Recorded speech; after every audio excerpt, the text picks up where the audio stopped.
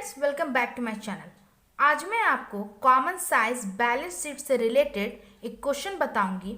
अगर आप common size balance sheet का फॉर्मेट जानना चाहते हैं तो मेरे वीडियो के प्लेलिस्ट में जाकर देख सकते हैं। तो चलिए वीडियो को स्टार्ट करते हैं। तो देखिए क्वेश्चन क्या है। Balance sheet as at 31 March 2018 and 19। ठीक है, पार्टिकुलर्स दिया हुआ है, अमाउंट दिया हुआ है प्रीवियस ईयर और करंट ईयर का। ओके, चलिए क्या दिया हुआ heading, equity and liabilities. Share holder fund दिया हुआ है, उसके अंदर दो है, शेयर कैपिटल और reserve and surplus. Share capital का अमाउंट कितना दिया हुआ है, 5,48,000। करंट ईयर में भी है 5,48,000। ठीक है, एक बात मैं बताना चाहती हूँ, अगर कोई भी क्वेश्चन आप सॉल्व कर रहे हैं ना, सबसे पहले आप क्वेश्चन को अच्छी तरह से रीड करिए। ठीक है, इससे जो भी कंफ्यूजन होगा बनाने में वो दूर हो जाता है। ठीक है, इसीलिए क्वेश्चन को अच्छे से रीड करना है। चलिए आगे बढ़ते हैं। दिया हुआ है reserve and surplus. Previous year दिया हुआ है 3,04,000, करंट ईयर है 1,40,000। नॉन करंट लायबिलिटीज यहाँ पे दिया हुआ है, long term borrowing 2 lakh previous year में, करंट ईयर में दिया हुआ है 4,64,000। Long term provision previous year में कितना, 11,92,000, 4,12,000। करंट लायबिलिटीज दिया हुआ है यहाँ पे, short term borrowing 2,50,000, 1 lakh. Trade payable 2,40,000। Other current liabilities 1,06,000। ठीक है, चलिए आगे देखिए क्वेश्चन क्या दिया हुआ है।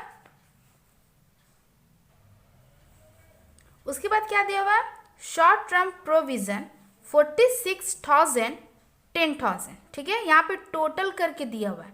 प्रीवियस ईयर का टोटल दिया हुआ है 28,40,000, करंट ईयर का टोटल है 17,20,000।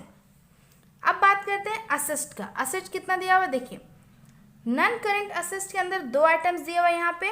एक फिक्स असेस्ट दिया हुआ है 11,36,000, 8,60,000।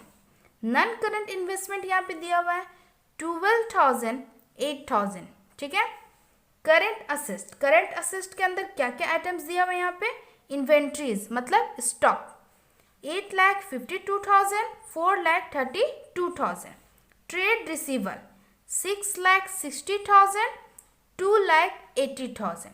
Cash and cash equivalent 1,80,000, 1,40,000। Asset को भी टोटल यहाँ पे किया हुआ है 28,40,000, 17,20,000। ठीक है, चलिए अब इसे हम लोग सॉल्व करते हैं। तो सबसे पहले तो आपको हेडिंग लिखना है, common size balance sheet as at 31 March 2018 and 2019। ठीक है, उसके बाद कॉलम ड्रॉ कर लेना है आपने। कॉलम क्या है, पहला है पार्टिकुलर्स, सेकेंड है एब्सोल्यूट अमाउंट जिसमें दो कॉलम ड्रॉ होगा, एक होगा प्रीवियस ईयर यानी 2018 और एक होगा करंट ईयर 2019। ठीक है, उसके बाद ड्रॉ करना है परसेंटेज ऑफ बैलेंस शीट। इसके अंदर भी दो कॉलम आपको ड्रॉ करना है, एक है प्रीवियस ईयर परसेंट के रूप में, एक है करंट ईयर मतलब 2019 परसेंट के रूप में। ठीक है, यहाँ तक क्लियर। तो ये दोनों कॉलम को अभी रहने देते हैं। ठीक है, पहले ये दोनों कॉलम को देख लेते हैं पहले।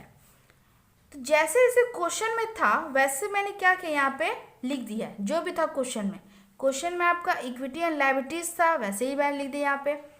शेयर होल्डर फंड था, share capital, reserve and surplus, वो भी लिख दिए यहाँ पे। अमाउंट 5,48,000, 5,48,000। रिजर्व एंड सरप्लस दिया हुआ था आपका 3,04,000, 1,40,000। नॉन करंट लायबिलिटीज में दिया हुआ था लॉन्ग टर्म बोरोइंग 2 लाख और करंट ईयर में था 4,64,000। लॉन्ग टर्म प्रोविजन दिया हुआ था 11,92,000, 4,12,000। करंट लायबिलिटीज के अंदर 4 आइटम आपके दिए हुए थे पहले से। Short term borrowing 2,50,000, 1 lakh. Trade payable दिया हुआ था 2,40,000। अदर करंट लायबिलिटीज दिया हुआ था 1,60,000। उसके बाद था शॉर्ट टर्म प्रोविजन दिया हुआ था क्वेश्चन में 46,000, 10,000। टोटल भी करके दिया हुआ था क्वेश्चन में, है ना। 28,40,000, 17,20,000। जैसे क्वेश्चन में था मैंने क्या किया वैसे ही सारे अमाउंट और आइटम्स को लिख लिया है। प्रीवियस ईयर के आइटम्स को, प्रीवियस ईयर के अमाउंट को प्रीवियस ईयर में, करेंट ईयर के अमाउंट को करेंट ईयर में। आपको ध्यान रखना है कि कितना कॉलम ड्रॉ होगा और किस किस में कौन कौन सा आइटम जाएगा। अब बात करते हैं असिस्ट के। असिस्ट के अंदर नॉन करंट असिस्ट दिया हुआ था, fix assist, non current investment. उसके बाद करंट असिस्ट दिया हुआ था inventories, trade receiver, cash and cash equivalent. ठीक है, इस कॉलम को भी ऐड करके दिया हुआ था 28,40,000 प्रीवियस ईयर में। करंट ईयर का भी ऐड किया हुआ था 17,20,000। ठीक है, यहाँ तक समझ में आ गया आपको। अब बात करते हैं इन दोनों कॉलम की, मतलब ये कहाँ से अमाउंट आया है ना। चलिए देखिए, तो देखिए दो छोटे से फॉर्मूला याद करने की ज़रूरत है। तो फॉर्मूला क्या है, लायबिलिटीज़ के लिए अलग फॉर्मूला है, असेस्ट के लिए अलग फॉर्मूला है। ज़्यादा चेंजिंग नहीं है, बस थोड़ा सा चेंज है। देखिए, अगर आपको लायबिलिटीज़ निकालना है, each item of liabilities divided by total liabilities into 100। क्या है फॉर्मूला, फिर से सुनिए।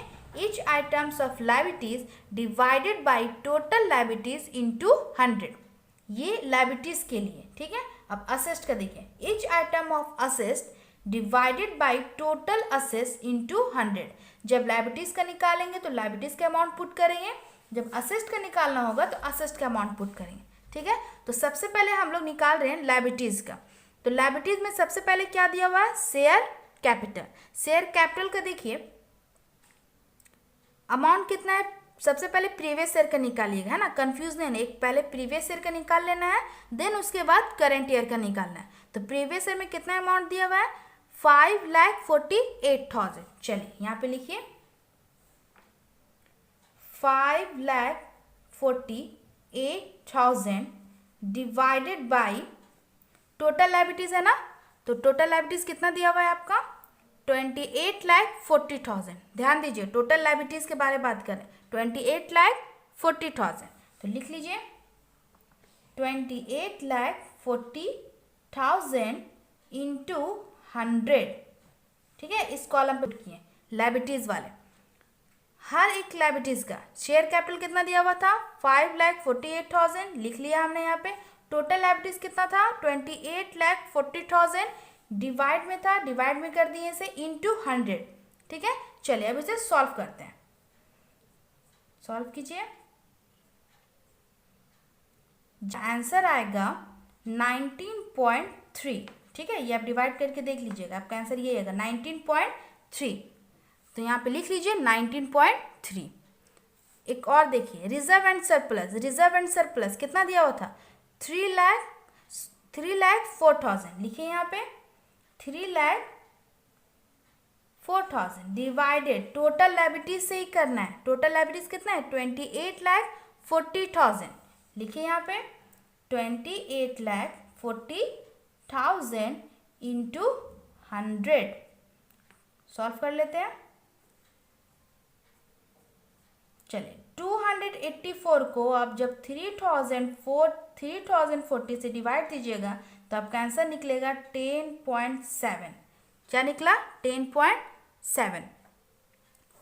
उसी तरह चलिए एक और देखिए, लॉन्ग टर्म बोरिंग कितना दिया हुआ है, 2 लाख। लिखिए यहाँ पे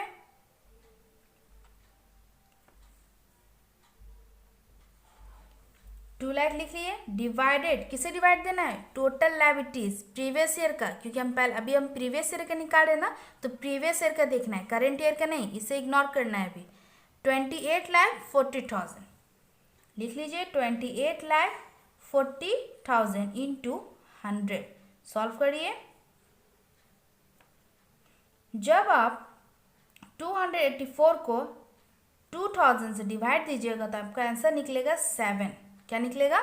7। ये तो प्रीवियस ईयर का था। इसी तरह आप सारे प्रीवियस ईयर का निकाल लीजिए। अब मैं बात करती हूँ करंट ईयर का। करंट ईयर का देखिए, करंट ईयर में शेयर कैपिटल कितना था? 5,48,000। लिखिए यहाँ पे 5,48,000 divided by total liabilities current year का पूछ रहे हैं, कितना है? 17,20,000। 17,20,000 लिख लीजिए यहाँ पे।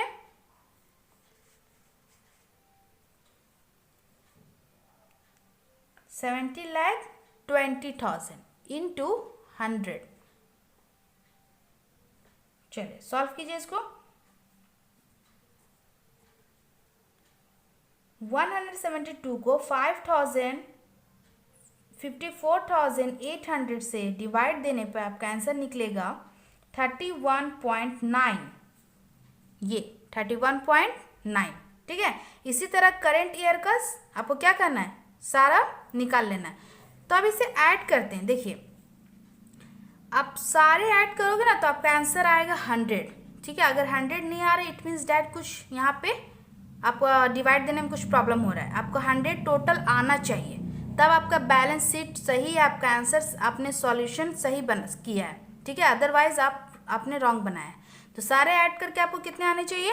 100। इसी तरह आप असिस्ट का भी सारा निकाल लीजिएगा, उसमें भी टोटल कितना आना चाहिए? आपका 100 आना चाहिए, ठीक है। चलिए आप देखिए असिस्ट का, एक असिस्ट का भी सॉल्व कर लेते हैं। तो असिस्ट में प्रीवियस ईयर कितना दिया हुआ है फिक्स असिस्ट का? 11,36,000। लिखिए यहाँ पे 11,36,000 divided by total asset. Formula क्या था? Each item of asset divide by total asset into 100। तो टोटल असेट कितना दिया हुआ था? 28,40,000। डिवाइड करके फॉर्म में लिख लीजिए आप 28,40,000 इंटू 100, ठीक है। सॉल्व करते हैं। 284 को जब डिवाइड दीजिएगा तो आपका आंसर आएगा 40, ठीक है। तो यहाँ पे लिख लीजिए 40। क्लियर है? तो इसी तरह आपको सारे असेस्ट का और लायबिलिटीज का खुद से निकाल के प्रैक्टिस करना है और देखना है कि आपका टोटल 100 आ रहा है कि नहीं आ रहा है। आ रहा है तो इट मीन्स आपने राइट बनाया है, अदरवाइज आपका क्या है? आंसर कुछ मिसिंग हो रहा है जो आपके वजह से 100 नहीं आ रहा है।